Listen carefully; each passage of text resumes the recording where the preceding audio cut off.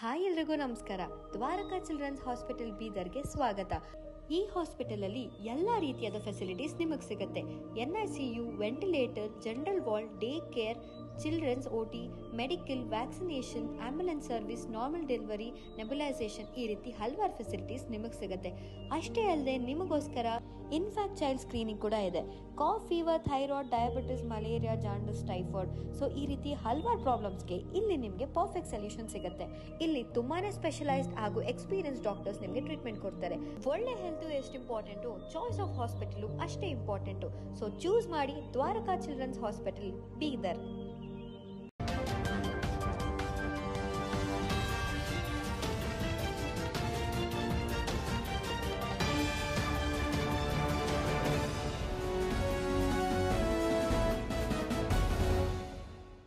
ನಮಸ್ಕಾರ, ನೀವು ನೋಡ್ತಾ ಇದ್ದೀರಾ ಸುದ್ದಿ ಸಮಯ ನ್ಯೂಸ್ ಚಾನಲ್. ಇದು ಲೋಕಲ್ ಎಕ್ಸ್ಪ್ರೆಸ್. ನಾನು ಮಹರ್ದೊಡ್ಡ ಡಾಕುಳಿಗಿ. ಮತ್ತೆ ಹೊಸ ಹೊಸ ಸುದ್ದಿಗಳನ್ನ ತೆಗೆದುಕೊಂಡು ನಾವು ನಿಮ್ಮ ಮುಂದೆ ಬರ್ತಾ ಇದ್ದೀವಿ. ಈ ದಿನದ ಪ್ರಮುಖ ಹೆಡ್ಲೈನ್ಸ್ಗಳನ್ನು ನೋಡ್ಕೊಂಡು ಬರೋಣ. ಬಫರ್ ಝೋನ್ ರಸ್ತೆಯು ನಮ್ಮದೇ ಎಂದು ಡಾಕ್ಟರ್ ಅಬ್ದುಲ್ ಖದೀರ್ ಹೇಳ್ತಾ ಇದ್ದಾರೆ ಎಂದು ಆರೋಪ ಮಾಡಿದ ಮೊಹಮ್ಮದ್ ಶಫೀಕ್ ಖುರೇಶಿ ಸರ್ಕಾರಿ ರಸ್ತೆಯನ್ನೇ ಫಾರಂ ನಂಬರ್ 10 ಮಾಡಿ ಖರೀದಿ ಮಾಡಿದ್ದಾರೆ ಎಂದು ಆರೋಪ. ನಮ್ಮ ನಿವೇಶನಗಳನ್ನ ಕಡಿಮೆ ಬೆಲೆಯಲ್ಲಿ ಡಾಕ್ಟರ್ ಖದೀರ್ ಕೇಳ್ತಾ ಇದ್ದಾರೆ. ನ್ಯಾಯ ಒದಗಿಸಿಕೊಡುವಂತೆ ಮೊಹಮ್ಮದ್ ಖುರೇಶಿ ಮನವಿ.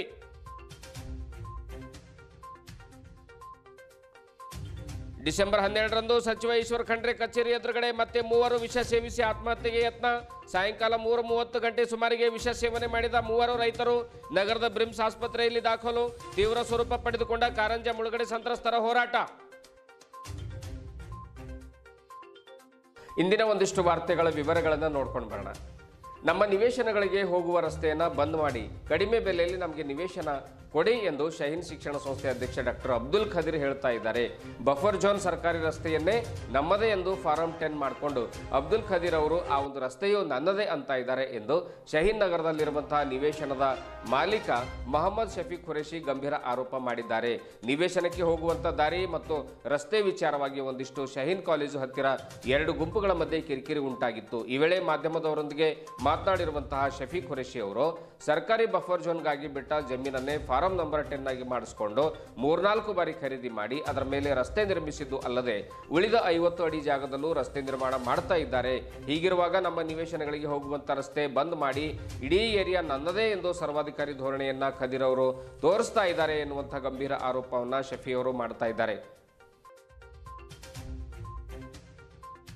ಬಫರ್ ಝೋನ್ ಸರ್ಕಾರಿ ಜಮೀನಿನ ಮೇಲೆ ರಸ್ತೆ ನಿರ್ಮಾಣ ಮಾಡಲು ಬರುವುದಿಲ್ಲ, ಆದರೆ ಅದನ್ನೇ ಫಾರಂ ನಂಬರ್ 10 ಮಾಡಿಸ್ಕೊಂಡು ಅದನ್ನು ಕೂಡ ನಾನೇ ಖರೀದಿ ಮಾಡಿದ್ದೀನಿ ಅಂತ ಹೇಳ್ಕೊಂಡು ಅಲ್ಲಿಯೂ ರಸ್ತೆ ಮಾಡಿಸ್ಕೊಂಡಿದ್ದಾರೆ. ಇದೀಗ ಅದರ ಪಕ್ಕದಲ್ಲೂ ರಸ್ತೆ ನಿರ್ಮಾಣ ಮಾಡ್ತಾ ಇದ್ದಾರೆ. ಒಳಗಡೆ ನಮ್ಮ ನಿವೇಶನಗಳಿಗೆ ಹೋಗಲಿಕ್ಕೆ ಇರುವಂತಹ ಒಂದೇ ಒಂದು ರಸ್ತೆಯನ್ನು ಕೂಡ ಬೇಕಂತಲೇ ಬಂದ್ ಮಾಡಿ ಅಲ್ಲಿರುವಂತಹ ಗಿಡ ಮರಗಳನ್ನು ಕಡಿತಾ ಇದ್ದಾರೆ. ನಮ್ಮ ನಿವೇಶನಗಳನ್ನ ಕಡಿಮೆ ಬೆಲೆಯಲ್ಲಿ ಕೇಳ್ತಾ ಇದ್ದಾರೆ. ಒಳಗಡೆ ಹೋಗಲು ರಸ್ತೆ ಇಲ್ಲದ ಮೇಲೆ ಕಡಿಮೆ ಬೆಲೆಗೆ ನಮಗೆ ಪ್ಲಾಟ್ಗಳನ್ನು ನೀಡ್ತಾರೆ. ನಂತರ ಇಡೀ ಏರಿಯಾ ನಮ್ಮದೇ ಆಗುತ್ತೆ ಎನ್ನುವುದು ಡಾಕ್ಟರ್ ಅಬ್ದುಲ್ ಖದೀರ್ ಅವರ ಒಂದು ವಿಚಾರವಾಗಿದೆ ಎಂದು ಮೊಹಮ್ಮದ್ ಶಫೀಕ್ ಖುರೇಶಿ ಅವರು ಹೇಳುವಂತಹ ಮಾತು. ಖುರೇಶಿ ಅವರು ಹೇಳುವ ಪ್ರಕಾರ ಶಹೀನ್ ಕಾಲೇಜು ಪಕ್ಕದಲ್ಲಿ ನಾವು ಸುಮಾರು 35 ಲಕ್ಷ ಹಣ ನೀಡಿ ಪ್ಲಾಟ್ ಅನ್ನು ಖರೀದಿ ಮಾಡಿದ್ದೇವೆ. ಇದೀಗ ನಮಗೆ ಮಜಬೂರ್ ಮಾಡಿ ಕೇವಲ 20 ಲಕ್ಷಕ್ಕೆ ನಿಮ್ಮ ನಿವೇಶನ ನಮಗೆ ಕೊಡಿ ಎಂದು ಅಬ್ದುಲ್ ಖದೀರ್ ಅವರು ಕೇಳ್ತಾ ಇದ್ದಾರೆ. ಉಳಿದ ಹಣ ನಾವು ಯಾರಿಗೆ ಕೇಳಬೇಕು ಎಂದು ಪ್ರಶ್ನೆ ಮಾಡಿದ್ದಾರೆ. ಈಗಾಗಲೇ ಡಾಂಬರ್ ರಸ್ತೆ ನಿವೇಶನಗಳಿಗೆ ಹೋಗಲು ನಿರ್ಮಾಣ ಮಾಡಲಾಗಿತ್ತು, ಆದರೆ ರಾತ್ರೋರಾತ್ರಿ ಮಾಡಿರುವಂತಹ ರಸ್ತೆ ಬಂದ್ ಮಾಡ್ತಾ ಇದ್ದಾರೆ. ಅಲ್ಲದೆ ಹಗಲು ಹೊತ್ತಿನಲ್ಲಿ ರಸ್ತೆ ಮಾಡದೆ ರಾತ್ರಿ ಸಂದರ್ಭದಲ್ಲಿ ರಸ್ತೆ ನಿರ್ಮಾಣ ಮಾಡಿಸ್ತಾ ಇದ್ದಾರೆ. ಕಾನೂನಾತ್ಮಕವಾಗಿ ಮಾಡುವುದಾದರೆ ಹಗಲು ಹೊತ್ತನಲ್ಲೇ ಮಾಡಬಹುದಿತ್ತಲ್ಲ ಎಂದು ಖುರೇಶಿ ಪ್ರಶ್ನೆ ಮಾಡಿದ್ದಾರೆ. ಡಾಕ್ಟರ್ ಅಬ್ದುಲ್ ಖದೀರ್ ಅವರೇ, ನಿಮಗೆ ನಮ್ಮ ಪ್ಲಾಟ್ಗಳು ಬೇಕು ಅನ್ನೋದೇ ಆದರೆ ನೇರವಾಗಿ ನೀವು ನಮಗೆ ಸಂಪರ್ಕ ಮಾಡಬೇಕಾಗಿತ್ತು.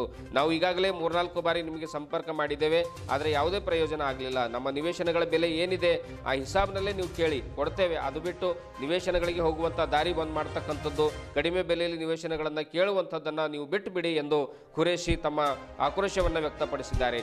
ಡಾಕ್ಟರ್ ಅಬ್ದುಲ್ ಖದೀರ್ ಅವರಿಗೆ ವಿರೋಧ ಮಾಡಬಾರ್ದು, ಅಲ್ಲಿಗೆ ಹೋಗಬಾರ್ದು ಎಂದು ಇಷ್ಟು ದಿವಸ ನಾವು ಸುಮ್ಮನಿದ್ದೆವು. ಆದರೆ ಅವರು ದಿನೇ ದಿನೇ ಜಾಸ್ತಿ ಮಾಡ್ತಾ ಇರುವಂಥ ಕಾರಣಕ್ಕಾಗಿ ಇಂದು ಅವರು ಅಕ್ರಮವಾಗಿ ನಮ್ಮ ಒಂದು ರಸ್ತೆಯನ್ನು ಬಂದ್ ಮಾಡಿರೋ ಪ್ರಯುಕ್ತ ಇವತ್ತು ನಾವು ಬಂದಿದ್ದೇವೆ ಎಂದು ಶಫೀಕ್ ಖುರೇಶಿ ಹೇಳ್ತಾ ಇದ್ದಾರೆ. ಬೀದರ್ ನಗರ ಅಭಿವೃದ್ಧಿ ಪ್ರಾಧಿಕಾರದ ಪ್ರಕಾರ 100 ಅಡಿ ಅಳತೆಯ ಬಫರ್ ಝೋನ್ ರಸ್ತೆಯಲ್ಲಿ 50 ಅಡಿ ಅಳತೆಯ ರಸ್ತೆ ಇರಬೇಕು, ಆದರೆ ಉಳಿದ 50 ಅಡಿ ಅಳತೆಯ ಬಫರ್ ಝೋನ್ ರಸ್ತೆಯು ಕೂಡ ನನ್ನದೇ ಎಂದು ಖದೀರ್ ಅವರು ಹೇಳ್ತಾ ಇರುವಂಥದ್ದು ಖಂಡನೀಯ. ನಮ್ಮಲ್ಲಿ ದಾಖಲಾತಿಗಳಿವೆ, ಪೊಲೀಸ್ ಇಲಾಖೆಯವರು ನಮಗೆ ತಿಳಿಸಿ ಎಂದಿದ್ದಾರೆ. ದಾಖಲೆಗಳನ್ನು ತೆಗೆದುಕೊಂಡು ತೆಗೆದುಕೊಂಡು ಬನ್ನಿ ಅಂತ ಹೇಳಿದ್ದಾರೆ. ಹೀಗಾಗಿ ನಮ್ಮ ದಾಖಲಾತಿಗಳನ್ನು ನಾವು ತೋರಿಸ್ತೇವೆ. ನಿವೇಶನಕ್ಕೆ ಹೋಗುವಂಥ ರಸ್ತೆ ಬಂದ್ ಮಾಡಿದ ಕಾರಣ ಅದನ್ನು ಮತ್ತೆ ರಸ್ತೆ ಓಪನ್ ಆಗುವಂತೆ ನಾವು ಹೋರಾಟ ಮಾಡ್ತೇವೆ, ಅಲ್ಲಿವರೆಗೂ ನಾವು ಸುಮ್ಮನಿರೋದಿಲ್ಲ ಅನ್ನುವಂಥ ಮಾತನ್ನು ಕೂಡ ಖುರೇಶಿ ಹಾಗೂ ಅವರ ಸಂಗಡಿಗರು ಆ ಒಂದು ಶಾಹೀನ್ ಕಾಲೇಜ್ ಪಕ್ಕದಲ್ಲಿ ಸ್ಥಳದಲ್ಲಿ ನಮ್ಮ ಮಾಧ್ಯಮದವರಿಗೆ ತಿಳಿಸಿದರು.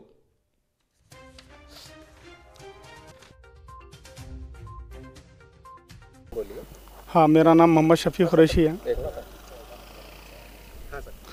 हाँ सर, मेरा नाम मोहम्मद शफ़ी कुरैशी है।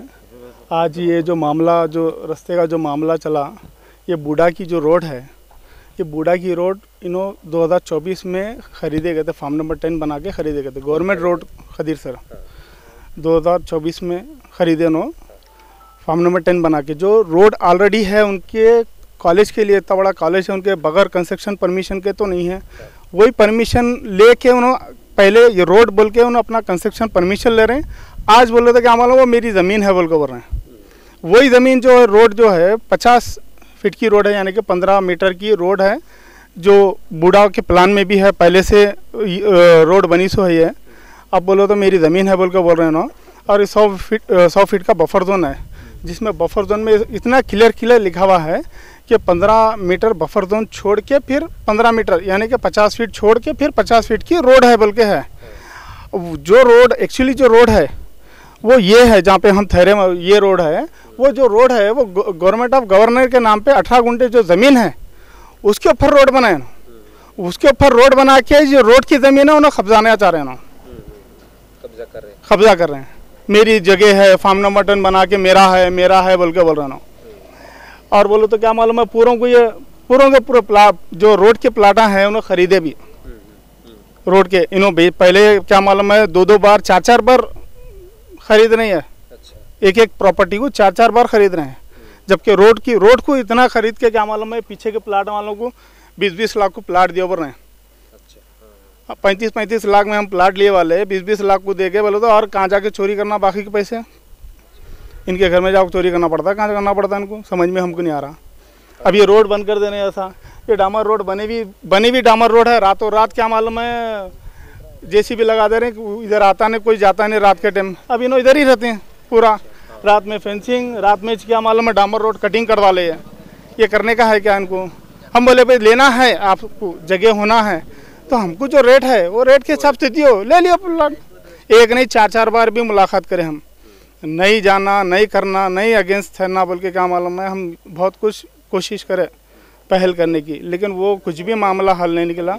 आज उन्होंने झाड़ा गाड़ने के लिए आए थे, हम उनको रोक दिए कि भाई ये रोड है, हमारी रोड है, ये रोड पे हमारे सामने आप नहीं गाड़ सकते बोल के हम ऑब्जेक्शन करें।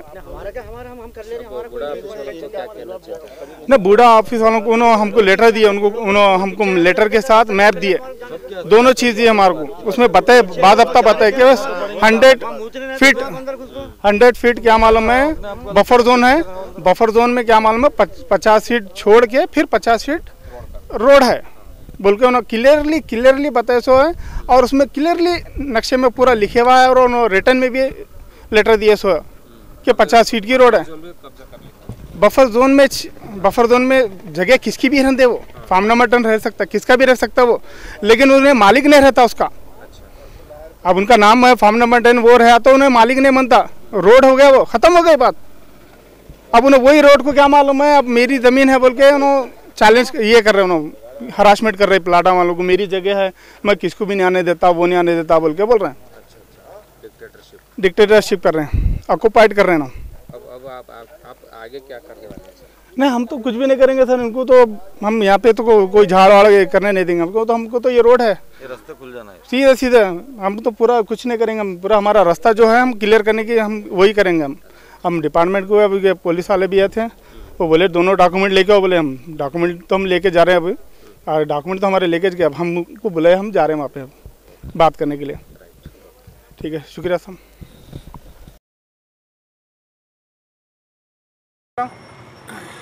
ये 50 फीट की रोड है, ये इनकी ज़मीन है कहते ये 50 फीट की रोड खरीद सर। बूढ़ा अब्रुल है। हाँ बूढ़ा का ये क्या मेरे घर का है ये है पंचायत राज में क्या मालूम है रोड इधर पंचायत राज में क्या मालूम है 42 लाख का काम हुआ सो रोड है ये रोड उधर बना को रोड इधर बने पंचायत राज में 42 लाख का काम हुआ था 2015-16 में रोड है ये 50 फीट की रोड है ये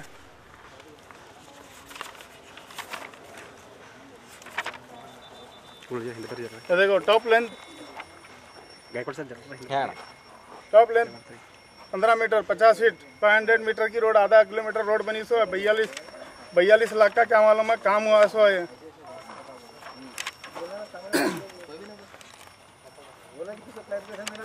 किसका देखो ये डिजाइन है रोड का 15 मीटर की रोड है 15 मीटर की 15 मीटर हाँ भाई वहाँ पे ना मैंने मापी name of work improvement road from Halcheri ring road to minorities hostel in Bidar city यहाँ तक की रोड है ये इम्प्रूवमेंट पहले से रोड है ये नई रोड नहीं बनी सो है ये पहले से रोड है 42 लाख की जो रोड बनी सो पहले से सीडीपी प्लान में 50 फीट की रोड रहने के बाद ही जो रोड बनी सो है इनके खुद का कंस्ट्रक्शन परमिशन में लाओ बोलो उनको पेपर बताओ बोलो चैलेंज कर तुम्हें लाओ बोलो पेपर आए तुम तो लो पेपर वो क्या फार्म नंबर 10 के पेपर लाके क्या मालूम है मेरी है अरे फार्म नंबर 10 रोड का भी फार्म नंबर 10 बना लेते तुम पट्टा लाइन की फोटो दिखाना फार्म नंबर 10 भी बना लेते तुम रोड बना लेते रोड भी रोड अरे फार्म वहाँ रोड उधर है भाई क्या रोड है उधर अरे पेपर में बता जी अरे पेपर में बता रोड वहाँ है बोलो तो क्या मालूम है अरे पेपर में है ना भाई उधर रोड है अरे पेपर में है ना उधर तुम्हारी रोड पेपर में नहीं है रोड वहाँ रोड वहाँ है पेपर में अरे पेपर में बता जी यहाँ वहाँ ना को बता दो नहीं यार वहीं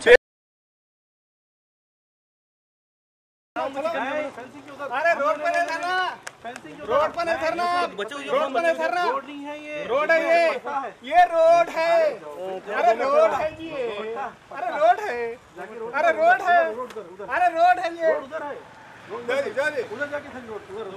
रोड है ये रोड है रोड है कौन है रोड पर थरी रोड पर थरी रोड पर थरी किसी बात के अस्पताल में सुन रहे भाई क्या बोल रहा हूँ रोड पर थरी रोड पे थरी मैं यहाँ बोल आप रोड पर थरी हम चले आओ आप चले आओ आप चले आओ रोड पे थरी हम उधर जाओ रोड पे थरी हम उधर जाके बात करोगे सर इनके साथ पट्टा है हाँ इधर पट्टा है क्या थर को बात कर रोड है बोलो किसको बोल रहे बोलो जी कहाँ है रोड अरे रोड है या थरी नहीं है रोड नहीं है रोड है उधर रोड है वो सब पता रोड है ये उधर है रोड है ये उधर रोड है उधर जाना किधर उधर उधर कहीं हाँ, जाते हैं? उधर रोड यहाँ है तुम्हारी रोड उधर है जाके उधर बात किधर करना इधर कैसे बात किधर ये रोड है वहाँ ये रोड वहाँ है देखो ये रोड है जी वहाँ है भाई अरे ये है नहीं है वहाँ ये है नहीं है ये है सही में अरे ये है अच्छा ये करते बढ़ेगी क्या अरे ये है अरे ये करती जी अरे ये करती पूरे नहीं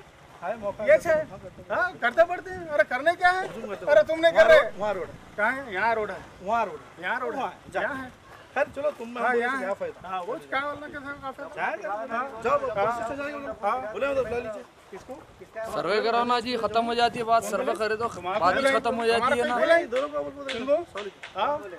तुम्हारा को बोले कौन बोलेंगे तुमको हाँ गांधी उसको बोलेंगे तो जाएंगे ना चलेंगे हाँ चलो हाँ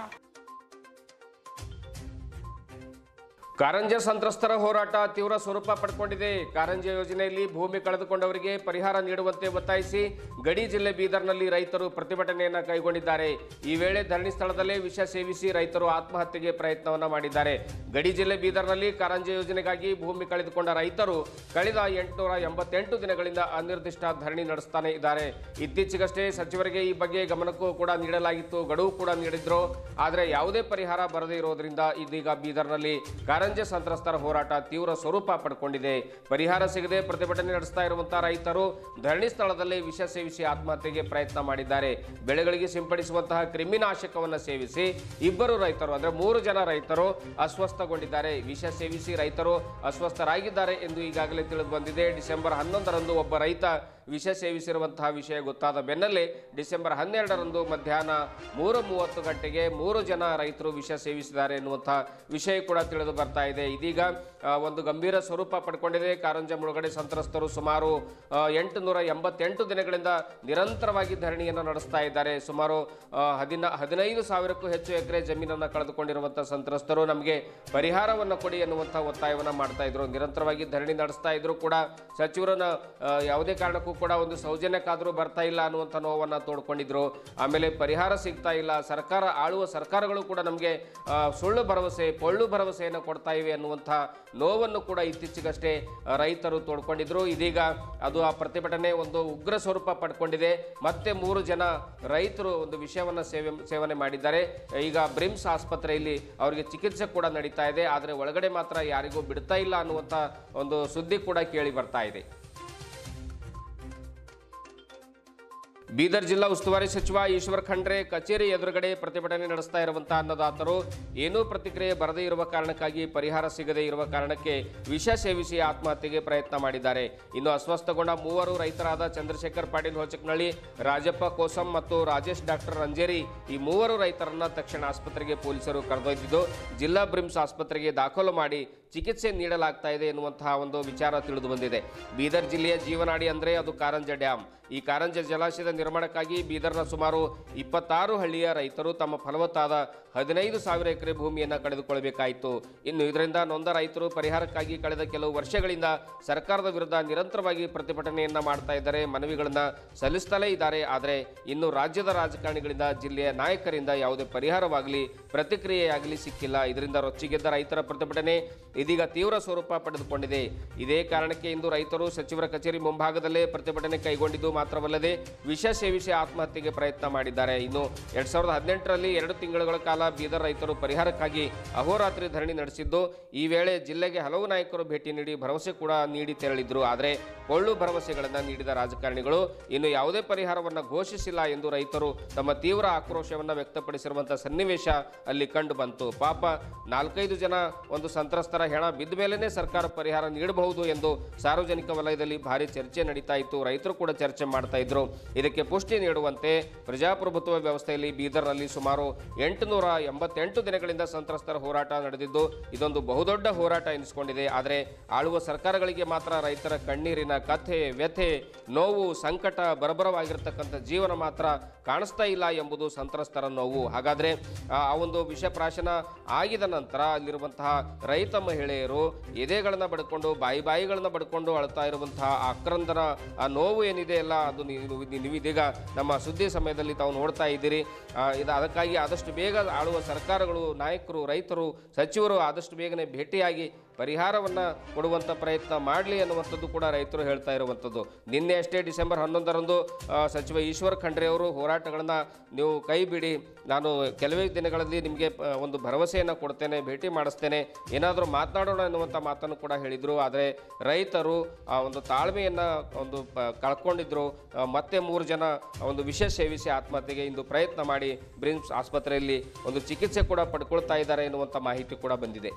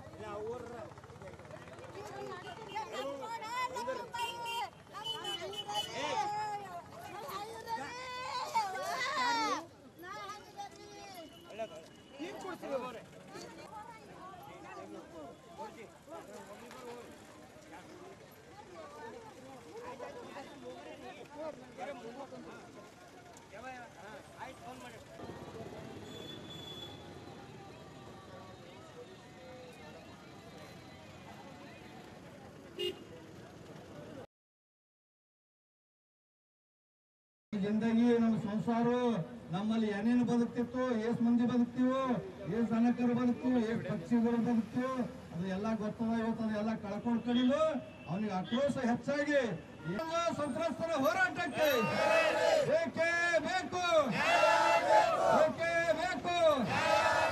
ಹಕ್ಕಕ್ಕಾಗಿ ಹೋರಾಟ, ಹಕ್ಕಕ್ಕಾಗಿ ಹೋರಾಟ ಎಲ್ಪ ಹೋಯ್ತು, ಬಂತಪ್ಪ ಬಂತು. ಹಲೋ, ನೀವು ನಾವು ನೇಣು ಹಾಕುವಂತ ಹಗ್ಗ ಅನ್ನೋದಕ್ಕೆ ನೀವು ಹೋರಾಟಕ್ಕೆ ಬೇಕೇ ಬೇಕು, ಬೇಕೇ ಬೇಕು. ಹಕ್ಕಕ್ಕಾಗಿ ಹೋರಾಟ, ಹಕ್ಕಕ್ಕಾಗಿ ಹೋರಾಟ. ಯಾವುದೇ ಅಡೆತಡೆಗೆ ಬರಬೇಡ್ರಿ, ನಮ್ಮ ಕಾಲ ಹಾಳು ಮಾಡಬೇಡ್ರಿ. ಮಾಡ್ಬೇಕಾಯ್ತು ಅಂದ್ರ ನೀವು ಸರ್ಕಾರ ಸರಿ ಮಾತಾಡ್ರಿ, ಸರ್ಕಾರ ಸರಿ ಮಾತಾಡ್ರಿ, ಜಿಲ್ಲಾಧಿಕಾರಿ ಸರಿ ಮಾತಾಡ್ರಿ, ಜಿಲ್ಲಾ ಉಸ್ತುವಾರಿ ಸಾಹೇಬ್ರು ಸರಿ ಮಾತಾಡ್ರಿ, ಮುಖ್ಯಮಂತ್ರಿ ಸರಿ ಮಾತಾಡ್ರಿ. ಹಣಕಾಸಿದ ಇದೇ ಹಸಿರು ನಿಶಾನಿ ನಿಮ್ದು. ನಾವು ಭಾಷೆ ಹಾಕೊಂಬೋದು ಸಿದ್ಧವಿದ್ದೆವು, ಸಿದ್ಧವಿದ್ದೆವು, ಸಿದ್ಧವಿದ್ದೆವು. ಹಗ್ಗ ಕಸ್ಕೊಂಡ್ರೆ ನೀವು ಏನ್ ಮಾಡ್ತಾರ? ಇವ್ರು ಒಬ್ರಿಗೆ ಇಬ್ಬರು ಹಾಕಿ ಅವ್ರು ಥೋಡೆ ಮಂದಿ ಬೇಕು. ನೆಲಕ್ಕೆ ನತ್ತಿ ಹೊಡೆದ ಜೀವ ಕೊಡ್ತೇವು, ಎಲ್ಲಾನೇ ಕಸ್ಕೊಂಡ್ರೆ ನೆಲಕ್ಕೆ ನತ್ತಿ ಹೊಡೆದ ಜೀವ ಕೊಡ್ತೇವು. ಇದು ಖಚಿತ ನಿರ್ಧಾರ ಅದ.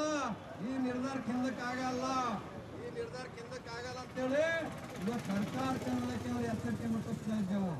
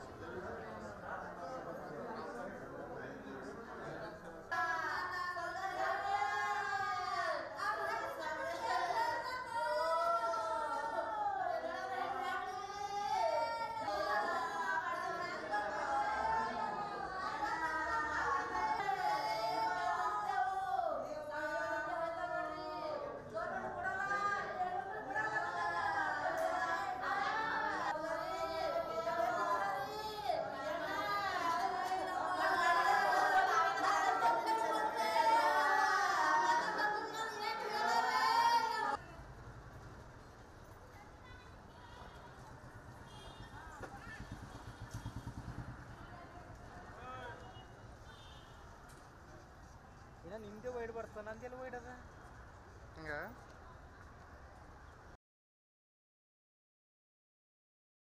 ಇದುವರೆಗೂ ಸುದ್ದಿ ಕೊಟ್ಟಿರುವ ನಾನು ಮಹರ್ದೊಡ್ಡ ಕುಳಗಿ. ಮತ್ತೆ ಮುಂದಿನ ವಾರ್ತೆಗಳೊಂದಿಗೆ ಭೇಟಿಯಾಗೋಣ. ವಂದನೆಗಳು.